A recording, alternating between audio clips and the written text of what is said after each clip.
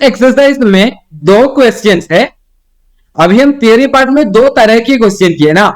एक में क्या था, हम जो रिलेशन पढ़े थे कोएफिशिएंट्स और रूट्स के बारे में, वो रिलेशन सही है वेरीफाई करने वाला। क्वाड्रेटिक इक्वेशन दिया होगा, उसको सॉल्व करो और फिर वेरीफाई करो कि जीरोस और कोएफिशिएंट्स वाला जो रिलेशन है वो सैटिस्फाई हो रहा है। उसी तरह का है एक क्वेश्चन जिसमें 6 सब पार्ट्स दिया हुआ है। और नेक्स्ट क्वेश्चन है, एक्सरसाइज में दो ही क्वेश्चन है, तो दूसरा सवाल इसी तरीके का जस्ट उल्टा करके, जिसमें हमें सम और प्रोडक्ट जो चाहिए वो बताया गया होगा और हमें निकालना होगा कौन सा क्वाड्रेटिक पॉलिनोमियल वो सब कंडीशन सैटिस्फाई करते हैं। तो उसके लिए अभी जो हमने इक्वेशन सीखा x square minus sum into x plus product, सिर्फ वो यूज करके हम सीधा सीधा सॉल्व करके जा सकते हैं। ठीक है, तो इधर 6 सब पार्ट है, मैं सारा तो नहीं करने वाला हूं, कुछ कुछ क्वेश्चन ही करने वाला हूं। तो हम वीडियो में सेकंड, थर्ड और फोर्थ ये तीनों करने वाले हैं और बाकी तीनों का जो रूट्स आएगा वो मैं आपको बता दूंगा। मतलब हमें पहले जीरोस निकालना है, फिर रिलेशन चेक करना है ना।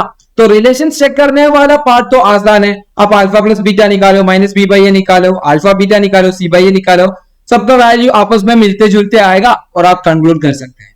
तो उसमें सिर्फ हमें क्या ट्रिकी है, हमें सिर्फ ये पता करना होगा कि अल्फा और बीटा क्या है या इसका रूट्स क्या है। तो हमें splitting the middle term method वगैरह यूज करना पड़ेगा।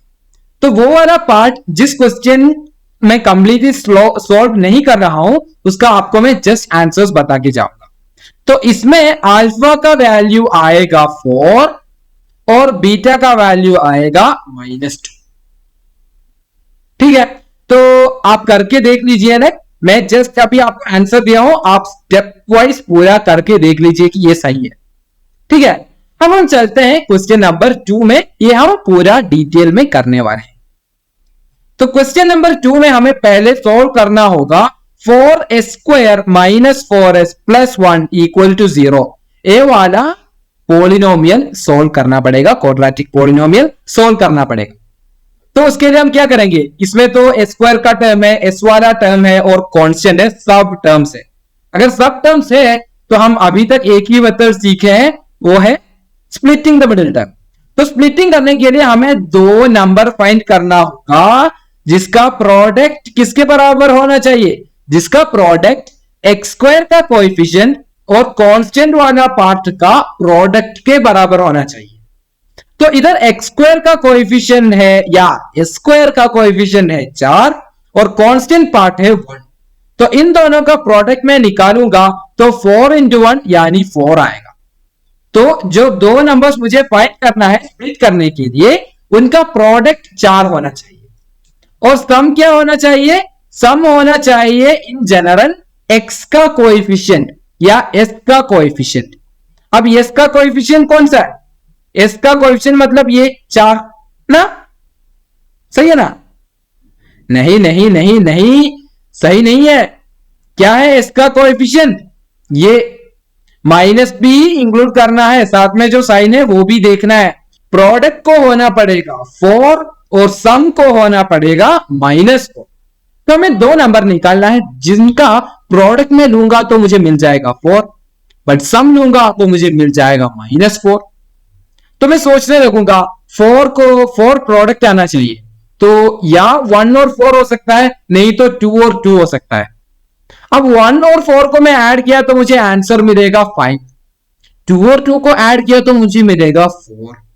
कहीं भी माइनस तो नहीं आ रहा है, -4 तो नहीं आ रहा है, तो मुझे सम नेगेटिव भी चाहिए। तो मैं और सोचता हूं क्या करूं, मुझे सम नेगेटिव चाहिए और प्रोडक्ट पॉजिटिव चाहिए। प्रोडक्ट पॉजिटिव चाहिए तो दो पॉसिबिलिटी है, एक दोनों नंबर पॉजिटिव हो या दोनों नंबर नेगेटिव। दो पॉजिटिव नंबर का अगर हम गुणा करेंगे तब हमें पॉजिटिव मिल जाएगा, या दो नेगेटिव नंबर का प्रोडक्ट लेंगे तब भी हमें पॉजिटिव मिल जाएगा। बट दो पॉजिटिव से काम तो नहीं चल रहा है, क्योंकि क्या चाहिए हमें सम तो नेगेटिव चाहिए। तो सम नेगेटिव चाहिए, ये भी कंडीशन जोड़ के हम ये सोच सकते हैं कि अच्छा शायद इधर पॉजिटिव नंबर से काम नहीं चलने वाला है, नेगेटिव नंबर के बारे में सोचना पड़ेगा। तो नेगेटिव नंबर के बारे में सोचना है तो मैं -1 और -4 सोच सकता हूं, इनका प्रोडक्ट तो 4 ही होगा। बट इनका सम क्या है, -1 और -4 का, -1 प्लस -4 वो हो जाएगा -1 -4 यानी -5। अच्छा, सम तो मैच नहीं हो रहा है, तो मैं दूसरा पेयर देख लूंगा। पहले मैं 2 और 2 का बात कर रहा था ना, अब मैं नेगेटिव लूंगा तो -2 और -2 ये भी काम चलेगा ना। इनका प्रोडक्ट लूंगा तो माइनस और माइनस कैंसिल हो जाएगा और 2 × 2 4 और सम क्या होगा, -2 प्लस -2 या -2 -2 यानी -4 है ना। तो हमें नंबर्स मिल गया, ये पॉजिटिव नंबर्स तो नहीं है, ये निकालने के लिए मुझे थोड़ा सा ज्यादा सोचना पड़ा, बट हाँ मिल गया। तो याद रखना, अगर पॉजिटिव नंबर से काम नहीं चल रहा तो इनका नेगेटिव वाला version, negative numbers, corresponding negative numbers लेके भी ट्राई करना होता है। ठीक है, तो हमें नंबर्स मिल गया -2 और -2। इसका मतलब है जो मिडिल में जो -4s है ना, उसको मैं -2s करके तोड़ूंगा। ठीक है, तो मेरा इक्वेशन हो जाएगा 4s² -4s प्लस 1 = 0, या इसको मैं तोड़ने वाला हूं अभी।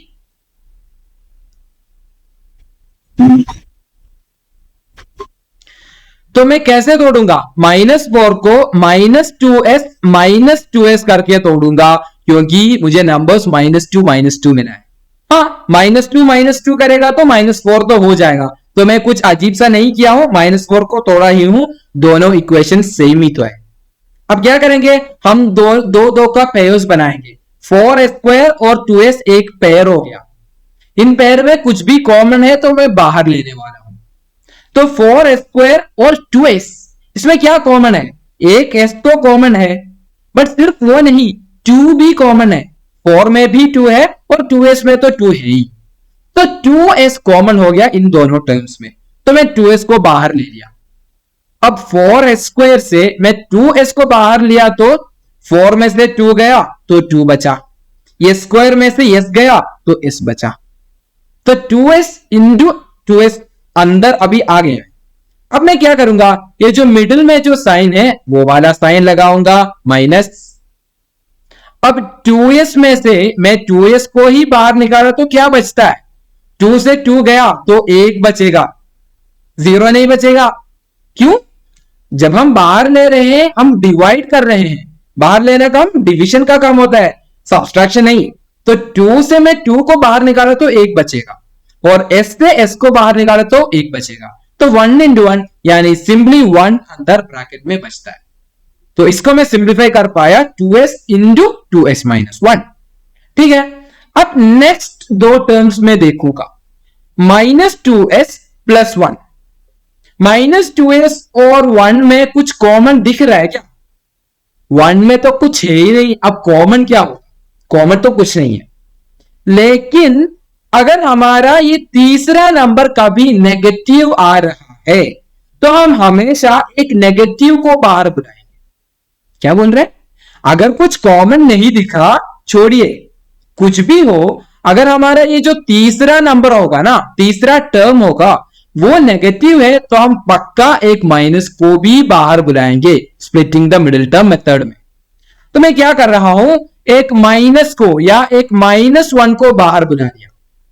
अब -2s से -1 को बाहर बुला लिया तो क्या बचता है, तो मैं -2 से एक -1 डिवाइड कर रहा हूं, बाहर लेने का मतलब डिवीजन ही तो होता है ना। तो -2 को मैं -1 से डिवाइड किया तो माइनस और माइनस कैंसिल हो गया, 2 / 1 2 बचेगा, और जो s था वो भी साथ में है, तो -1 × 2s आ गया उधर। ठीक है, अब अंदर था एक +1 भी, या पहले था उधर एक +1, उस +1 में -1 मुझे सीधा दिख तो नहीं रहा है, बट मुझे +1 से -1 को निकालना है। तो निकालना है मतलब क्या, मैं डिवाइड करूंगा ना, तो मैं +1 को -1 से डिवाइड करूंगा तो क्या आएगा, 1/1 तो 1 है, बट एक नेगेटिव एक्स्ट्रा है तो आंसर निकल के आएगा -1। तो मैं अंदर लिख सकता हूं -1। तो 2s × 2s - 1 बहुत आसानी से 2s को कॉमन लेने से हो गया। फिर मैंने नोटिस किया कि थर्ड टर्म नेगेटिव है, तो मैं एक -1 को कॉमन ले लिया और मुझे मिल गया 2s - 1, तो ये = 0। ठीक है, अब ये ऑलमोस्ट दो टर्म की रूप में हो गया, एक ये टर्म एक ये टर्म। इन दोनों के बीच में कुछ कॉमन दिख रहा है क्या? हाँ बिल्कुल, 2s माइनस वन तो दोनों जगह पे दिख रहा है, तो मैं वो 2s माइनस वन को कंप्लीटली बाहर बुला दिया। अब पहले टर्म में क्या बचता है? पहले टर्म में तो 2s into 2s minus one था, 2s माइनस वन गया तो एक 2s बचा। सेकेंड टर्म में क्या था? Minus one into 2s minus one था, उसमें से 2s माइनस वन बाहर गया तो बचा है माइनस वन इक्वल टू 0। तो हमारा इक्वेशन अब क्या हो गया? 2s minus one into 2s minus one equal to 0। तो इसका मतलब क्या है? दो टर्म्स का प्रोडक्ट 0 है, इसका मतलब है 2s minus one equal to 0 और 2s minus one equal to 0, यानी 2s इज इक्वल टू 1 और 2s is equal to 1। Minus one को दूसरे साइड लेके गया तो प्लस वन हो जाएगा, और 0 प्लस 1 क्या है? 0 प्लस 1 तो 1 है। तो मुझे 2s का वैल्यू मिल गया, 2s को 1 होना पड़ेगा दोनों केस में। ओके, अब चलते हैं नेक्स्ट, बाकी कंटिन्यू करते हैं। अब 2s 1 है तो s का वैल्यू आ जाएगा 1/2, क्योंकि 2s मतलब 2 इंटू s होता है, और मैं 2 को दूसरा साइड लेके जाएगा तो वो डिविजन में हो जाएगा। तो s इज इक्वल टू 1/2 और s इज इक्वल टू 1/2। अच्छा, हमें दोनों जगह पे सेम सॉल्यूशन मिल रहा है, इसका मतलब क्या है? इसको हम क्वाड्रेटिक इक्वेशन चैप्टर में इसके बारे में हम ज्यादा पढ़ेंगे, इसको बोलता है इक्वल रूट्स। अगर हम सेम ही रूट दो बार मिल गया प्राइम फैक्टराइजेशन करते वक्त, उसको हम बोलते हैं रिपीटेड रूट या इक्वल रूट। और हम क्या करेंगे? अल्फा नाम देंगे 1/2 को, बीटा नाम भी हम 1/2 को ही देंगे, क्योंकि हम स्प्लिट करते वक्त हमें दो बार 1/2 आंसर मिला है, तो हम दोनों को कंसिडर करेंगे। अल्फा हो जाएगा 1/2 और बीटा हो जाएगा 1/2। आइडिया क्लियर है? तो ये रिपीटेड रूट का कुछ होता है, वो ऐसे मिलता है, और उसके बारे में हम ज्यादा बाद में बात करेंगे। अभी बस इतना ही कि फैक्टराइजेशन करते वक्त मुझे सेम रूट दो बार मिला, या splitting the middle term method करते वक्त मुझे सेम आंसर दो बार मिला, तो मैं एक को अल्फा बुलाऊंगा, दूसरे को बीटा बुलाऊंगा। दोनों सेम ही तो है, दोनों का वैल्यू सेम है, पर सिर्फ मैं एक नंबर को अल्फा दे दिया, सेम नंबर को दोबारा में बीटा नाम दूंगा। क्लियर है? चल, अब हमें क्या देखना है? Alpha plus beta equal to minus B by A और alpha beta equal to C by A सही हो रहा है कि नहीं। उसके लिए मुझे चाहिए ए का वैल्यू, बी का वैल्यू, सी का वैल्यू। ये क्या होता है? एक्स स्क्वायर का कोएफिशिएंट। तो हमारा क्वेश्चन तो ये है 4s² माइनस 4s प्लस 1, इसमें एस स्क्वायर का कोएफिशिएंट आ रहा है 4, तो ये हो गया 4। एस का कोएफिशिएंट -4 दिख रहा है, तो -4 है, तो बी का वैल्यू हो गया -4। अब कांस्टेंट पार्ट में +1 है, तो सी का वैल्यू है 1। ठीक है, सी का वैल्यू 1 है। अब हमें क्या देखना होगा? ये रिलेशन सेटिस्फाई हो रहा है क्या, वो देखना पड़ेगा। बाकी कैलकुलेशन के लिए मैंने alpha beta A B C इन सब का वैल्यू जस्ट इधर कॉपी पेस्ट किया।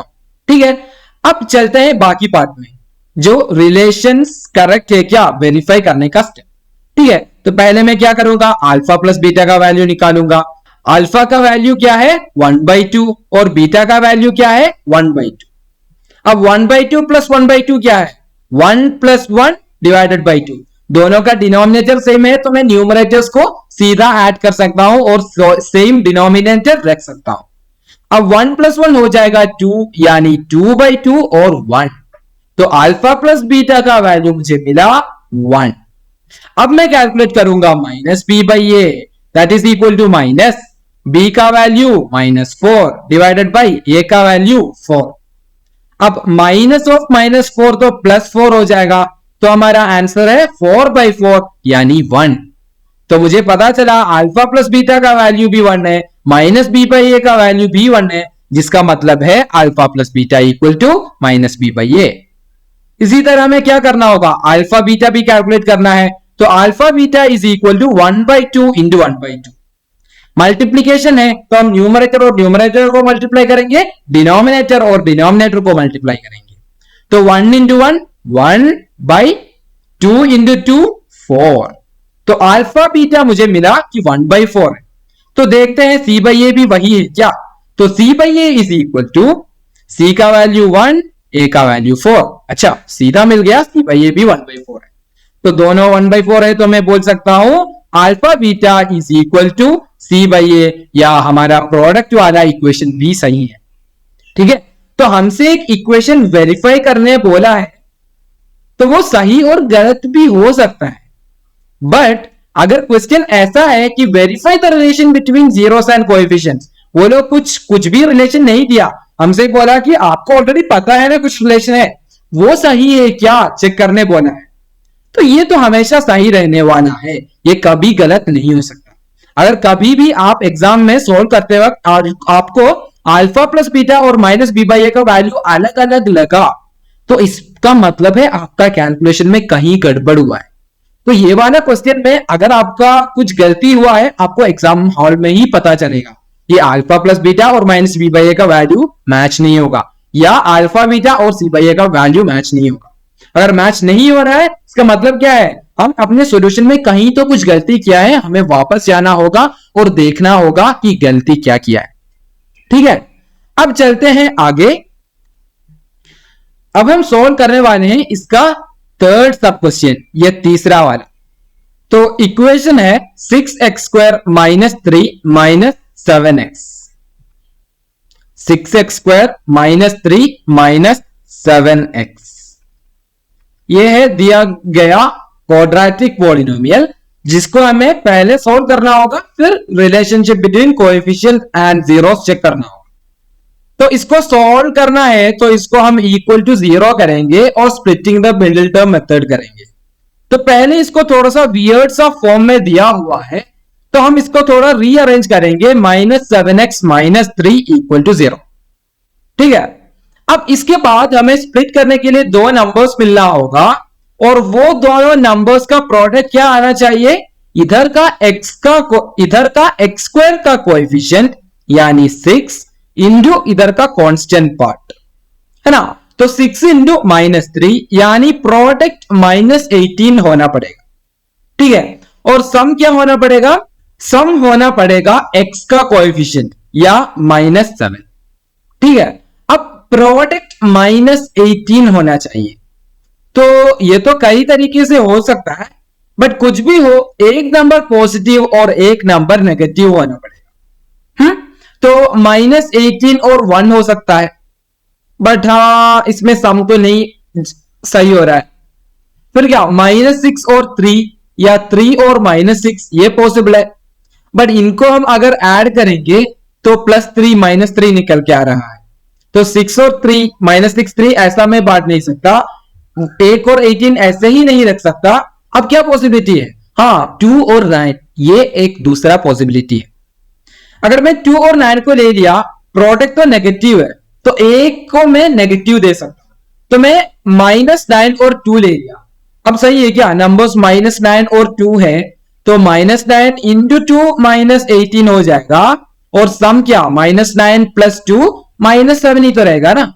एक नेगेटिव नंबर एक पॉजिटिव नंबर ऐड करना है, तो हम क्या करेंगे, हम इनका डिफरेंस लेंगे और जो भी बड़ा नंबर का साइन है वो डाल देंगे।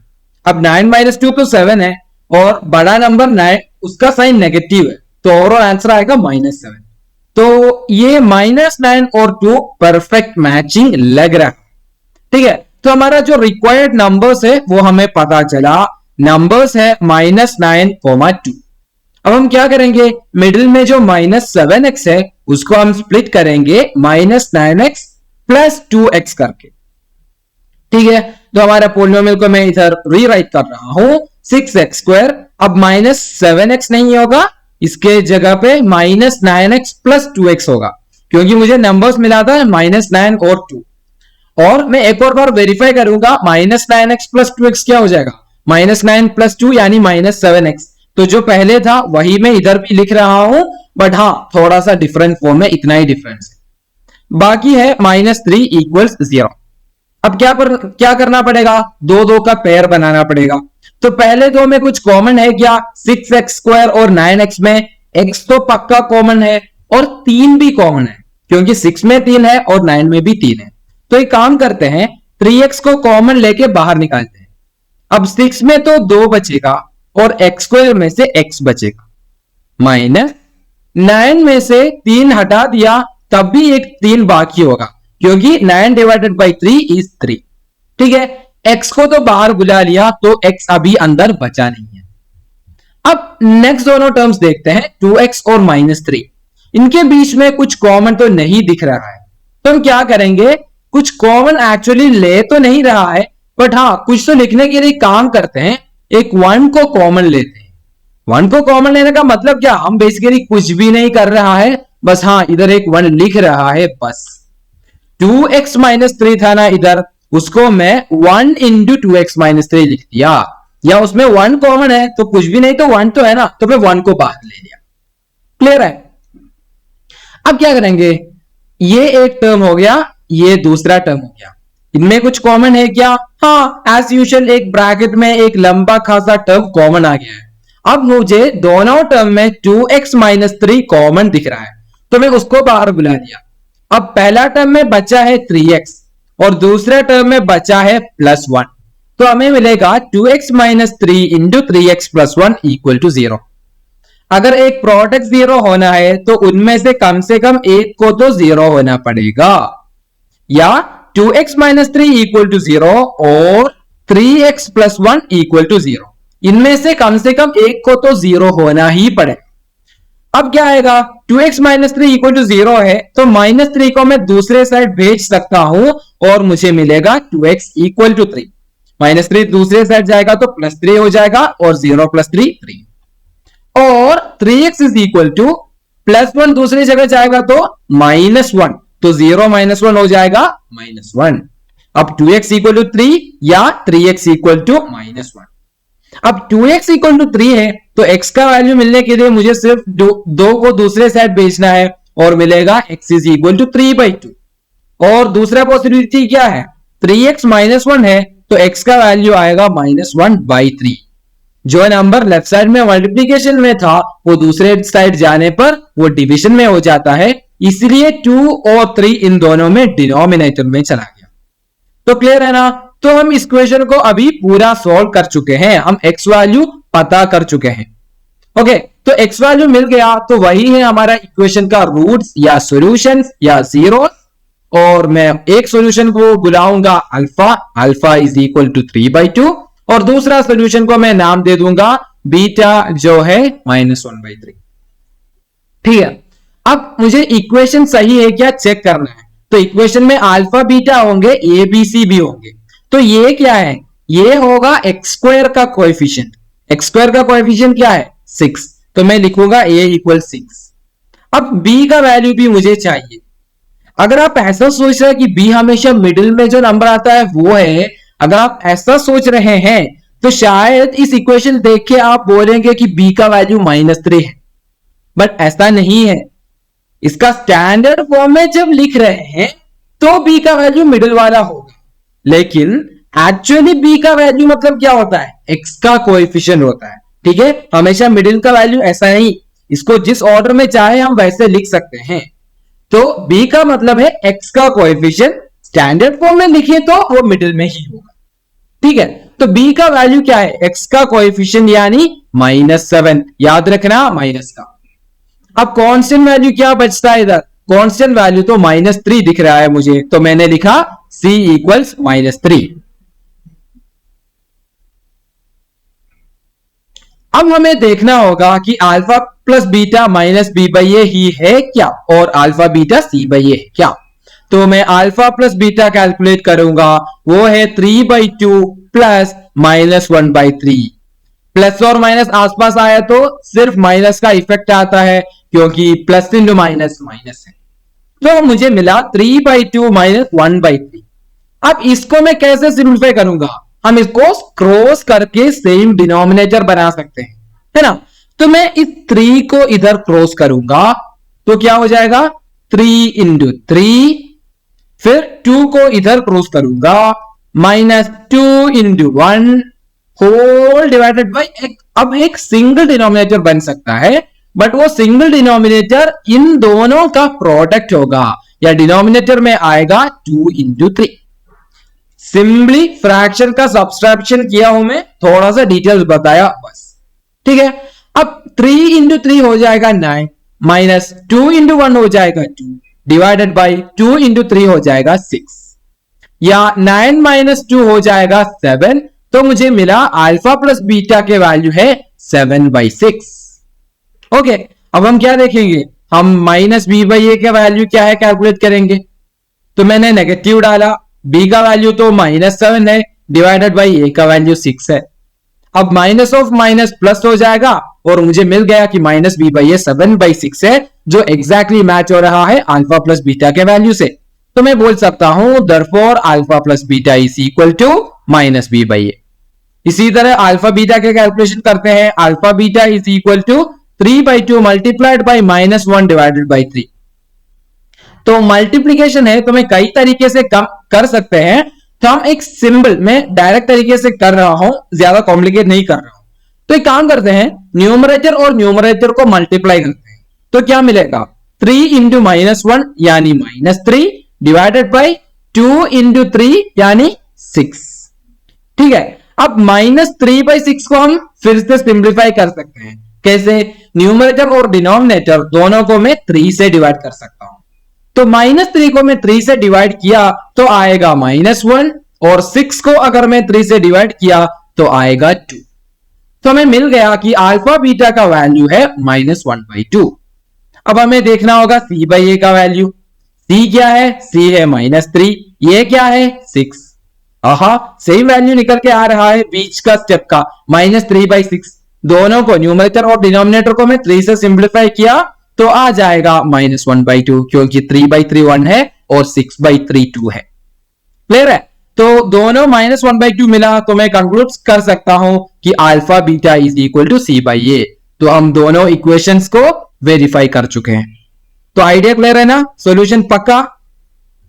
अब देखते हैं अगला क्वेश्चन कौन सा है। अगला क्वेश्चन है ये फोर्थ वाला, जिसका इक्वेशन है 4u² + 8u। तो ये है फाइनल क्वेश्चन जो हम कंप्लीट डिटेल में अभी करने वाले हैं। तो चलते हैं, फोर्थ वाला है 4u² + 8u। पहला स्टेप, इसका रूट निकालना है। तो मैं क्या करूंगा, इसको इक्वल टू 0 सेट करूंगा। अब इधर हम ध्यान से देखें तो स्क्वायर वाला टर्म है, x² या u² वाला टर्म है और x या u वाला टर्म भी है, बट कांस्टेंट पार्ट नहीं है। तो अगर कांस्टेंट पार्ट नहीं है तो हमें स्प्लिटिंग द मिडिल टर्म वगैरह का टेंशन लेने का जरूरत नहीं है, हम आसानी से कर सकते हैं। पहले एक बार जब x वैल्यू नहीं था, x का कोएफिशिएंट जब 0 था, x वाला टर्म नहीं दिख रहा था, मैंने आपको स्क्वायर रूट और प्लस और माइनस का एक डायरेक्ट मेथड बता दिया था ना। वैसे ही अगर वो कांस्टेंट वाला पार्ट नहीं है, सिर्फ x² और h वाला पार्ट है, तब भी एक आसान मेथड है। तो हम उससे अभी सीधा सोल्व करेंगे। ठीक है, 4u² + 8u = 0। इसमें काम क्या है, इसमें आसानी क्या है पता है, हम क्या करेंगे, दोनों में कुछ कॉमन है तो उसको सीधा बाहर निकालेंगे। हम बहुत कुछ टेंशन नहीं लेंगे, जो भी इन दोनों टर्म्स में कॉमन दिख रहा है सीधा बाहर निकालो। अब 4u² और 8u में एक u तो कॉमन है और दोनों में एक 4 भी मुझे दिख रहा है, क्योंकि 4 में तो 4 है ही और 8 में एक 4 है, क्योंकि 2 × 4 है। ठीक है, तो मैं 4u को कॉमन मान के बाहर ले सकता हूं। 4u को मैं बाहर बुला लिया तो पहला टर्म में क्या बचेगा, 4 तो अब नहीं है, बाहर बुला लिया। u² में से एक u को बाहर बुलाया तो अंदर बचेगा एक u। मैंने बीच का साइन प्लस डाल दिया। अब 8u में से u तो बाहर गया और 8 में से 4 बाहर गया तो बचेगा 2, क्योंकि 8 डिवाइडेड बाई 4 2 है। तो 4u इंटू u + 2 = 0। अभी हम ध्यान से देखें तो हमें ऑलरेडी एक टर्म इंटू दूसरा टर्म = 0 ऐसा वाला फॉर्म में मिल गया। 4u इंटू u + 2 = 0, यानी दो चीजों का प्रोडक्ट 0 है। अगर दो चीजों का प्रोडक्ट 0 है तो मैं बोल सकता हूं पहला वाला = 0 या दूसरा वाला = 0। तो मिलेगा 4u = 0 और u + 2 = 0। अब 4u = 0 है तो u = आ जाएगा 0 डिवाइडेड बाई 4 और u + 2 0 है तो u निकल के आएगा 0 - 2। सही है ना, +2 था तो इधर आके -2 हो गया। इधर मल्टीप्लीकेशन बाई 4 था तो दूसरे साइड में डिविजन बाई 4 हो गया। अब u इज इक्वल टू 0/4 क्या है, 0 ही, और u इक्वल टू 0 - 2 क्या है, -2 ही। तो हमें मिल गया हमारा इक्वेशन का रूट्स। क्या है रूट्स, एक रूट है 0 u इक्वल 0 और दूसरा रूट है u इक्वल्स -2। तो मैं एक रूट को नाम दे रहा हूं अल्फा, तो अल्फा इक्वल 0 और बीटा इज इक्वल टू -2। अब हमें इक्वेशन चेक करने के लिए ये बी सी का जरूरत है। तो ए का वैल्यू क्या है, ए का वैल्यू है 4 क्योंकि ये होता है एक्स स्क्वायर का या यू स्क्वायर का कोएफिशिएंट, और बी का वैल्यू क्या है, वो है 8 क्योंकि बी होता है एक्स का कोएफिशिएंट या यू का कोएफिशिएंट। अब सी मतलब कांस्टेंट पार्ट है, इधर तो मुझे कुछ कांस्टेंट दिख ही नहीं रहा है, तो कोई कांस्टेंट नहीं है, तो हम क्या बोल सकते हैं, हम बोल सकते हैं कि ये कोएफिशिएंट 0 था, प्लस 0 है तो वो लिखने का जरूरत नहीं है, इसलिए हम नहीं लिख रहे हैं। तो अगर कांस्टेंट पार्ट नहीं दिख रहा है इसका मतलब है सी का वैल्यू 0 है। अब चलते हैं एक एक इक्वेशन पकड़ के चेक करते हैं सही है कि नहीं। तो अल्फा प्लस बीटा का वैल्यू आएगा क्या, 0 प्लस -2। अब प्लस और माइनस मिलके क्या हो जाएगा, माइनस हो जाएगा, तो 0 - 2 या सिंपली -2 हमें मिल गया। अब हमें कैलकुलेट करना है -b/a और माइनस डाला। अब b क्या है, 8 है, डिवाइडेड बाई ये क्या है, 4 है। अब 8/4 क्या है, 8 को मैं 4 से डिवाइड किया तो 2 आएगा, और एक माइनस मुझे बाहर वेट कर रहा है, तो मुझे अल्फा प्लस बीटा का वैल्यू भी -2 मिला और -b/a का वैल्यू भी -2 मिला। इससे हम कंक्लूड कर सकते हैं कि अल्फा प्लस बीटा और -b/a का वैल्यू इक्वल है। Therefore, alpha plus beta equal to -b/a। अब दूसरा इक्वेशन चेक करेंगे, बहुत आसान है, अब तो ये कर करके आदत हो चुका है हमें। अल्फा का वैल्यू है 0 इंटू बीटा का वैल्यू है -2। 0 मल्टीप्लाइड बाई एनीथिंग 0 होता है, तो अल्फा बीटा का वैल्यू निकल के आया 0। अब c/a क्या होगा, c है 0 डिवाइडेड बाई ये है 4, 0 डिवाइडेड बाई 4 भी 0 है, तो अल्फा बीटा और c/a दोनों 0 है, इसलिए मैं बोल सकता हूं alpha beta is equal to c/a। तो दोनों इक्वेशंस हम चेक कर लिए, बस यही है।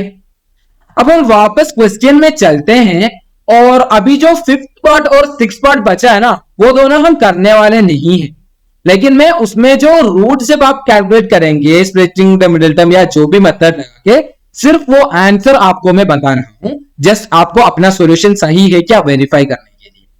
तो t² - 15 ये तो बहुत सिमिलर है हमारा x² - 3 वाला एग्जाम्पल प्रॉब्लम से, ठीक है। तो इसका रूट्स तो बहुत आसानी से आप स्क्वायर रूट लेके प्लस और माइनस डाल के कैलकुलेट कर सकते हैं, और हमें आंसर मिल जाएगा √15 और -√15, ये दोनों आएगा।